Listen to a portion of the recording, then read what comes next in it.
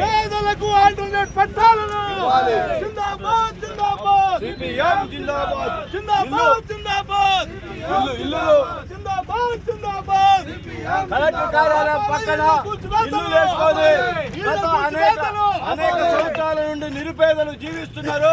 కాయ కష్టం చేసుకొని నిరుపేదలందరూ కూడా ఇల్లు నిర్మించుకొని భూదాన భూములలో నిర్మించుకొని జీవనం కొనసాగిస్తుంటే అర్థాంతరంగా ఈ ప్రభుత్వం పేద ప్రజల ఇళ్లను కూల్చివేయడం అనేది దుర్మార్గపు చర్య.